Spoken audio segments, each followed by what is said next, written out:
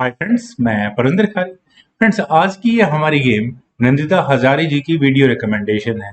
उन्होंने जिस गेम के ऊपर मुझसे वीडियो बनाने के लिए कहा था फ्रेंड्स, वो खेली गई थी 7वें राउंड में सिंकफील्ड कप के 24 अगस्त की ये गेम है। यहाँ एमवीएल मैक्सिम वाइशर लेग्रेव का मुकाबला जेफरी जियोंग से था। तो चलिए शुरू करते हैं। E4 के साथ यहाँ एमवीएल ने शुरू किया, जेफरी ने यहाँ E5 खेला। वैसे फ्रेंड्स, टैक्टिक्स लगाना मैं ऐसा नहीं मानता बहुत बड़ा रॉकेट साइंस है, लेकिन उस टैक्टिक्स को सही समय पर लगाना ये वाकई में थोड़ा कॉम्प्लिकेटेड है। इस गेम से देखकर हमें यही सीखने को मिलेगा। नाइट F3 यहाँ एमवीएल ने खेला, नाइट C6, बिशप B5, रोय लोपेज ओपनिंग, नाइट F6 यहाँ ब्लैक का मूव आया और इसके बाद व्हाइट ने कैसल किया और ब्लैक ने यहाँ थोड़ा सा ओवर एम्बिशियस मूव चला। उन्होंने यहाँ नाइट टेक C4 के ऑप्शन को ऑप्ट किया। अगर यहाँ ये रुक E1 स्क्वायर पर आएगा तो नाइट पिन होता है, माइट भी उसके बाद कुछ इस तरह की गेम प्ले होगा, लेकिन यहाँ हुआ D4। तो ब्लैक ने यहाँ अपने नाइट को लिया D6 स्क्वायर पर। Then bishop takes C6, D take C6 होने के बाद हुआ D टेक C5, नाइट पर अटैक बना और ब्लैक का यहाँ कैसल चांस खत्म होता है। नाइट गया F5 स्क्वायर पर और उसके बाद queen takes D8 with check, king takes D8। ऐसा नहीं है कि ब्लैक ने यहाँ कोई गलती की है, ये भी एक तरह का गेमिंग स्ट्रेटेजी हम कह सकते हैं।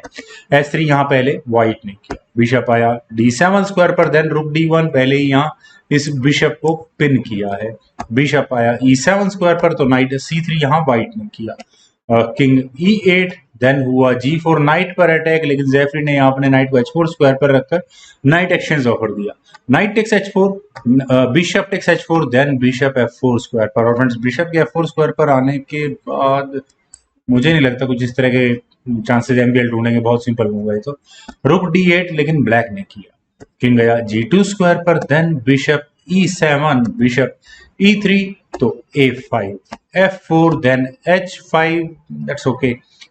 F5 यहाँ व्हाइट ने किया, कोई जरूरत नहीं है एक्सचेंज करने की। Then H takes G4, then G6, यहाँ ब्लैक का मूव आया।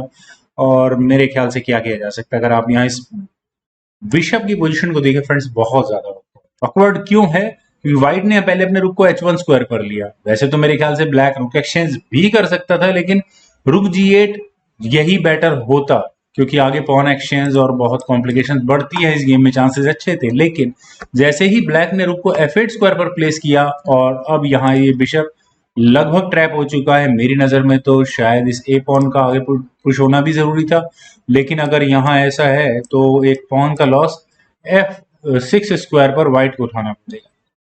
तो व्हाइट ने यहाँ पहले अपने पॉन को आगे पुश किया, देन हुआ बिशप B4। बिशप के B4 स्क्वायर पर आने के बाद वैसे मेरी नजर में तो बिशप लगभग फ्रीज हो चुका है, कोई एस्केपिंग स्क्वायर नहीं है। तो ब्लैक क्या कर सकता है, आई थिंक इस बी पॉन को आगे पुश करने की ऑप्शन भी बेटर थी, लेकिन व्हाइट ने यहाँ पहले अपने नाइट को E4 स्क्वायर पर प्लेस किया। देन हुआ बिशप E6 और फ्रेंड्स, बिशप के E6 स्क्वायर पर आने के बाद अभी डार्क स्क्वायर बिशप के लिए तो कोई लाइफ इजी नहीं है, लेकिन यहाँ बिशप ब्लैक का लाइट स्क्वायर बिशप इस नाइट को जरूर पिन करने के बाद रुक तक अटैक बनाएगा आने वाले समय में। लेकिन ब्लैक ने व्हाइट ने यहाँ पहले अपने सी पॉन को आगे पुश किया, बिशप पर अटैक बना, तो ब्लैक ने यहाँ अपने बिशप को रखा D5 स्क्वायर पर, नाइट को पिन किया जैसे मैं एक्सपेक्टेड था मुझे। तो किंग आया F3 स्क्वायर पर, देन हुआ बिशप D6। बिशप को बचाना इम्पॉसिबल था, ठीक है बिशप को ऐसे स्क्वायर पर बचाओ जहां कुछ फायदा हो। तो क्या व्हाइट यहाँ E टेक्स D6 की ऑप्शन को ऑप्ट कर सकता था? अगर करता है तो ब्लैक यहाँ पहले रुक टेक्स D6 करेगा, और रुक टेक्स D6 होने के बाद फ्रेंड्स, फिलहाल तो ये नाइट पिन है और अगले मूव में क्या चेक आने वाली है वो भी यहाँ नजर आ रहा है। तो नाइट को बचाना बहुत मुश्किल होगा। इवन अगर व्हाइट यहाँ अपने जी पॉन को भी आगे पुश करेगा तो उसके बाद रुक E6 स्क्वायर पर आकर इस गेम की कॉम्प्लिकेशन को और ज्यादा बढ़ाएगा। कुछ देर के लिए टेम्परेरी मैं मानता हूँ डिफेंस हो सकता है, लेकिन वो बहुत ज्यादा देर तक बरकरार नहीं रह पाएगा, क्योंकि यहाँ ये नाइट एज आई सेड की पिन है। पर चलिए यहाँ इस प्रॉब्लम से निकलने का तरीका आखिर या इस प्रॉब्लम में और ग्रिप मजबूत रखने का आखिर तरीका एमवीएल ने क्या निकाला वो देखते हैं। यहाँ हुआ था C4, यहाँ C4 होने के बाद अब फोर्स किया, जो कुछ भी यहाँ पर ब्लैक को इस बिशप के साथ करना है वो जरूर करे।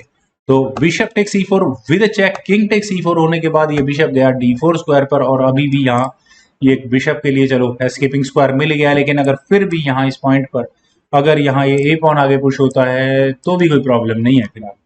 खैर यहाँ हुआ A3 एज ऑब्वियस, तो बिशप कहाँ जाए, D6 स्क्वायर वापस, तो E टेक्स D6 नहीं, बिशप गया था यहाँ D2 स्क्वायर पर। और अब मेरे ख्याल से ब्लैक उस मटेरियल को तो लॉस नहीं करने वाला है, लेकिन जिस तरह की गेम यहाँ पर MVL लगा चुके हैं, जेफरी शायद उस बात का अंदाजा भी नहीं लगा पाए।